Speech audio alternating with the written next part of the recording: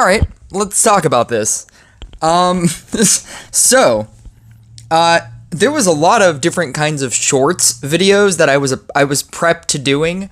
One is I never win. I never win this. Because I don't normally try. I just do like a couple of battles, and then I just kept winning and winning and winning. So I was gonna do a short saying like, "Oh, isn't that crazy that I won?" Then I was gonna do a shorts saying how insanely easy it is. After 7K, I always talk about like how easy it is after hitting 7K to, rise up in the ranks, that it's so much easier than going from 4 to 7 than it is to go from 7 to 10, right? One.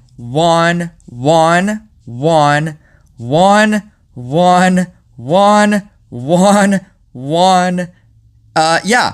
Most of these were quits. I was gonna take a screenshot of my triple kill. This was a wave 1 surrender. This is all beyond. This is 8409 trophies. This is my journey at 8409 trophies. I played the same deck the entire time. And I feel like this Reincarnation 1 Phoenix was like my final boss. Because I thought that this was gonna break my streak, but I had been learning so many different things while playing it this amount of times, that I have a tip for you. And I was gonna make Just the Tip, but then I was like, you know what? This battle was crazy. I'm just gonna play it. It's not insane. It's 342. I think the most I've done with Banshee, it's my season record. So whatever that is. I think it was 630, 625. I might have even videoed that. I can't remember. But I did a 625 at some point, and there's a couple of subtleties. And I always like to talk about the idea that you can know how to play a deck in general, but there's a lot of subtleties with every deck that you will only truly understand if you play it over and over and over and over. And there's something that I learned while playing this. So I'll go through the talents that I'm using first. So I'm using Solitude, Spirit of Vengeance. Most people run Infirmity, but I was just trying out Decay. Decay is the percentage damage one. Most people run Infirmity because of the defense reduction, obviously, but I don't think 15% is that big. And I do think that the Decay, because you're delaying time with both mermaid hits, so like if the boss is a bedlam, right? And you have the ability to give yourself an extra 4 seconds before the bedlam hits. So you can time that out. You can you don't hit it as soon as the bedlam comes out. You can actually wait a little bit, then hit it. Then it gives you 4 seconds beyond that. Then even when the bedlam can hit you, you have mermaid, so it could potentially hit a mermaid bubble and it'll still do nothing. You're giving yourself so much extra time to do damage that I feel like Decay might be better. Don't quote me on that. I'm just trying it out, and I think it's kind of okay. And in all of those things, I think that works out. Gunslinger, I'm actually using Ghost Link as opposed to High Charisma. You're not using so Banshee is not affected by attack speed, so you're never giving your Banshees better attack speed. You're also, it doesn't matter how much attack speed you give to your Earth Elementals. The reason why you're running your Earth Elementals is is the activation interval. And if you level it up all the way to max, you're giving the activation interval on stacks of venom damage, because that is how it's dealing all of its damage. You're getting everything in to throw a special projectile at a monster, infecting them to increase the venom damage they receive for each infection charge. Every 6 seconds, each of your Banshees will throw an infection charge. the more banshees, every earth elemental that you have, every 6 seconds will throw an infection charge. That is also not affected by attack speed. It doesn't matter how much you increase your attack speed. This is kind of like a High Arcanist Crystalmancer. It will always just be 6 seconds. The only way to manipulate that is by running a larger quantity of earth elementals so that timing just kind of flows into itself. When you have multiple earth elementals, they're all throwing infection charges. The more infection charges that you have on a target, that is why your Banshee is doing massive quantities of damage without the usage of continuous stacks. So you're not getting like the 200 Bard stacks or the 300 Phoenix stacks. It's all about infection charges that are based around the activation interval on an earth elemental and not based on attack speed. So there's no point in running the high charisma. And so at that point, I'm just running Ghost Link. I don't know if it's better, but I know it does something. It does something more than nothing. And then you're just running Mariachi and then Lucky Shot. Lucky Shot is so helpful because you're just gaining yourself mana the entire game. And then I'm just running a level 9 Kobold. This is a level 9 Kobold. I'm obviously running Motherload. I'm probably never going to run Energy of the Deep because I probably don't want a Kobold on the board at any given time. I always want to narrow down my field to where it's only the 2 Kobold spots. Primarily, if you can, at best, and if you really want to risk it and you want to just keep pressing the button, and you can keep pressing the button in the early game. At a certain point, you should probably just stop, but at best, you want your 2 earth elemental, you want your 2 Kobold tiles to be on the inside. So basically, not on the outside perimeter where Necromancer affects. You want it to be on the inside rectangle. If you have it on the inside rectangle, what you're doing is you're doing 3 Banshees. I don't think that running 4 is any better. I think that running the 3 in the middle spots on each of the rows, I think that is the best setup. I don't think you need a 4th one. It just starts to get very dicey with a 4th one. And I mean, you can, but again, because of the infection charges, I'd rather run more earth elementals that I'm leveling up than running 1 extra Banshee. I'd rather run an extra earth elemental to get those infection charges going. The subtlety that I've realized with this deck is Spirit of Vengeance. If you have 1 or fewer Banshees on the field, a merge will create a Banshee. So if you set up your first Banshee in the beginning of the game and you just keep leveling it up, you can merge into the center. That includes Scrapper, and that includes even if you're running Scrapper with the promotion by merit, it overwrites that. So if you have only one Banshee or less, right? If you only have the 1 Banshee on the field, you can actually just keep merging into the center, literally anything, and you will obtain that level Banshee in the center. Now, this works for 1 or fewer, meaning that you will always be able to get a second Banshee. What I've found playing this over and over and over are 2 things. 1, you can create a Banshee first by moving a Gunslinger into the spot that you want it, and then moving something else, like an Earth Elemental, something that you don't care about, an Earth Elemental, a Scrapper. You can move a Kobold, technically, into a spot that you want, and then when you're summoning in, if you don't get a Banshee, you can just merge those 2 things and put a Banshee exactly where you want it at the beginning of the game. Then, what you do is incredibly hilarious.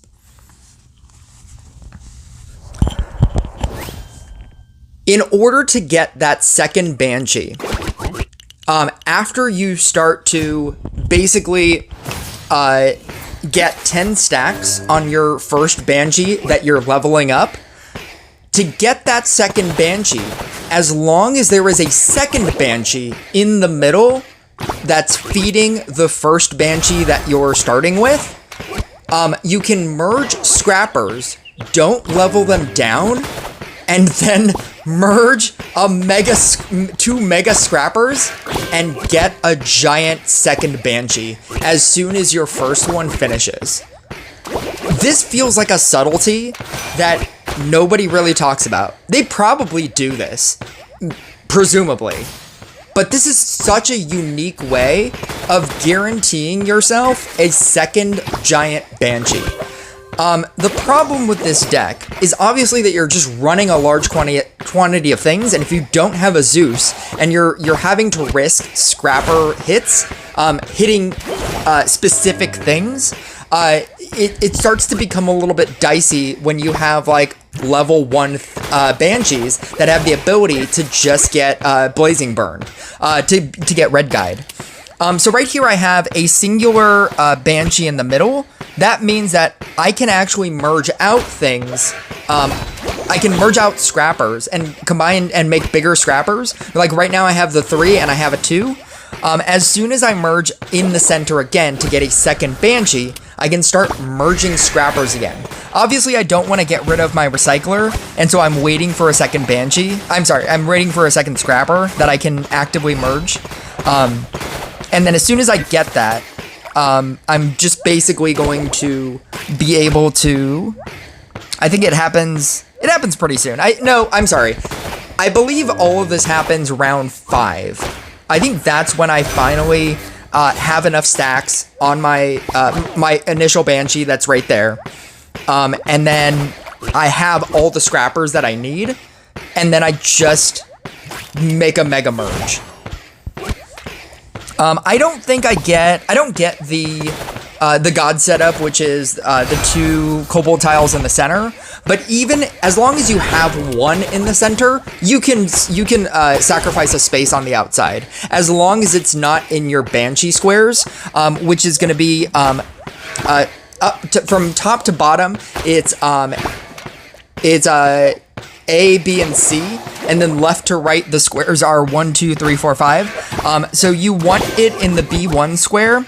You want it in the A3 square, and then you want it in the B5 square. As soon as you have all of those are the 3 setups that or the 3 squares of Banshees that you want. You don't need any more, because I think that basically covers the entire field. A lot of people run it in the A1 square as opposed to the B1 square, and I don't know, I just like the B1 square because it auto hits everything. It auto hits the gate, but it doesn't sacrifice length, because if you do it in the C1 square, I think that you're not reaching as far as you could. If you do it in the A1 square, it doesn't reach the exact opening of the gate. And I feel like maybe people do that because you never really insta-kill anything.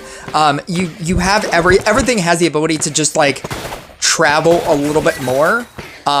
And that's when you'll probably kill it anyway. And maybe they do that so that when you use your Gunslinger ability, you get a couple of extra hits on your Gunslinger, and that's possibly why. But I think I just like hitting things immediately. And so I really like the spot on the B1 square.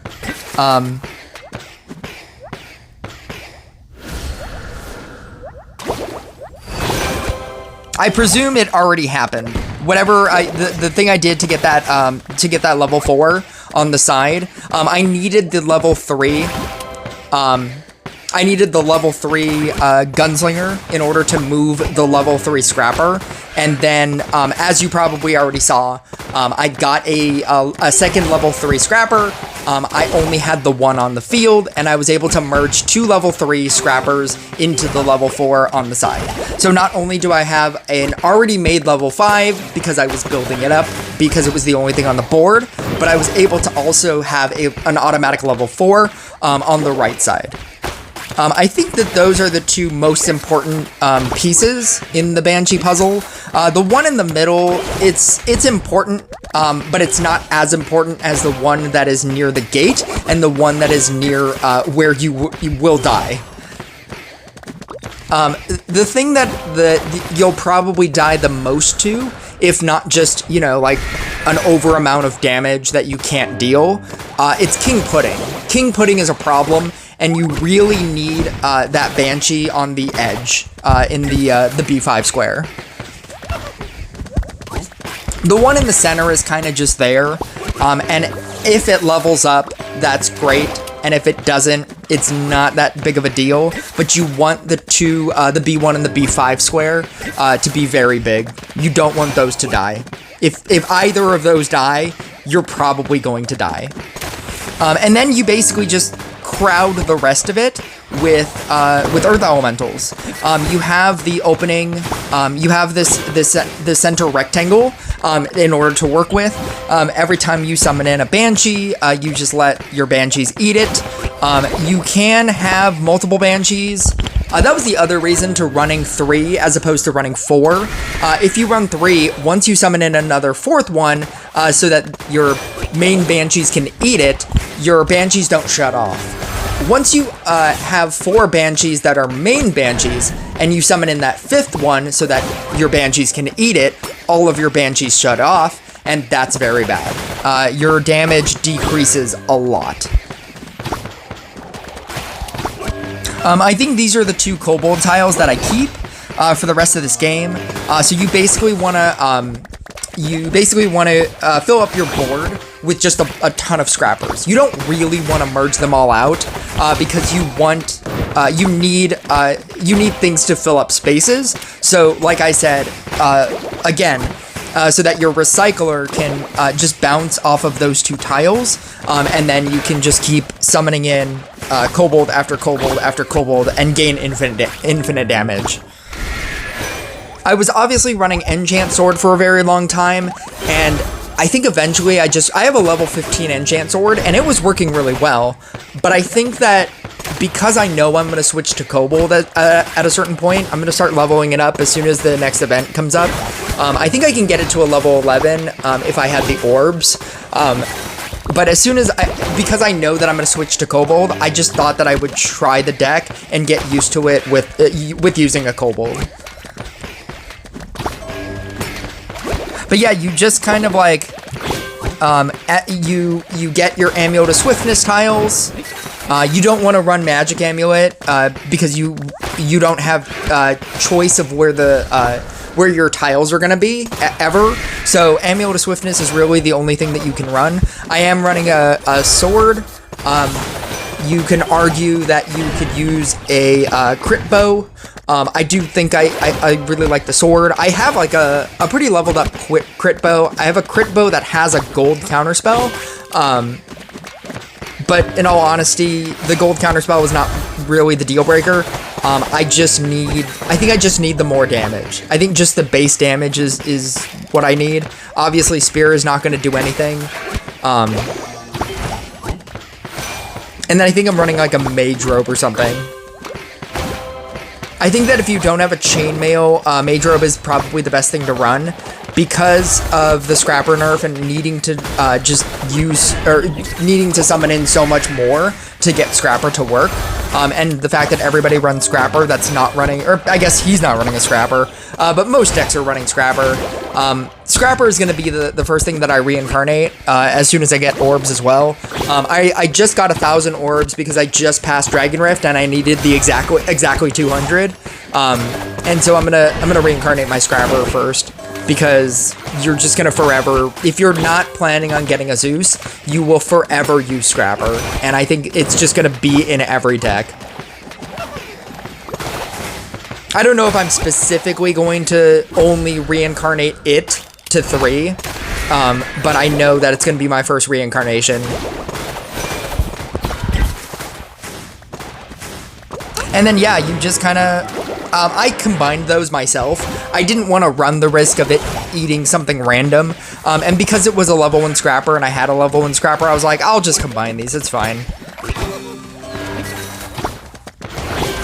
You do want to also upgrade, I know that I'm not focusing it, but you do want to upgrade your Gunslinger as well, because the higher your Gunslinger is, the more defense reduction it's gonna do.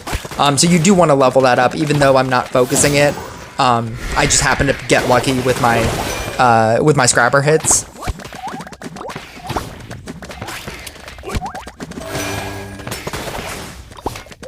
There's so many things that you want to level up in this deck that I needed to find efficient ways of leveling things up.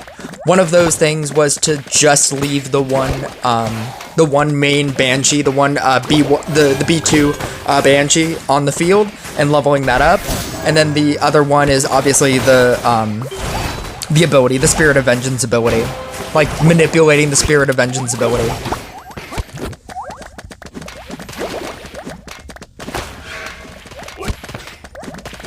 I love that this deck can just like, you can look at the field and think that this deck is gonna lose, and then it just murders the entire field. The higher your Earth Elementals are, the more projectiles they throw, and that means that they will hit multiple things, and if they can hit multiple things, you'll clear the waves a lot faster as well. So you do actively want to level all of those up as well. The difference between throwing 2 special projectiles and 5 special projectiles is crazy. In situations like this, the ones that are throwing 2 won't hit the Bedlam, and then you are more subject to getting Bedlam, which is what happened right there. So you need everything to level up. Which is also probably why I wasn't trying to steal scrapper hits with my gunslinger, and I was just trusting that it would eventually level itself up. You just can't, like, sacrifice it.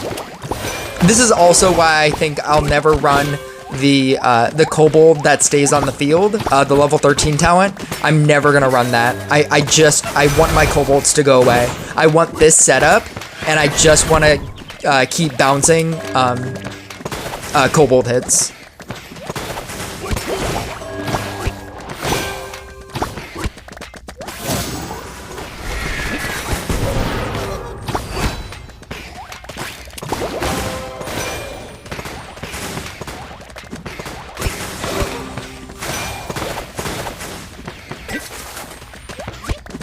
I'm at like 290% plus attack. This is a level 9 kobold. It's crazy. It's like the fact that this has the ability to be better is insane.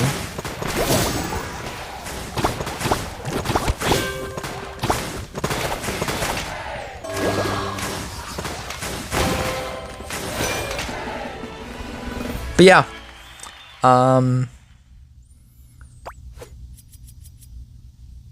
Like I said, if you're looking for a free-to-play deck, or a free-to-play-ish deck, this is the deck for you.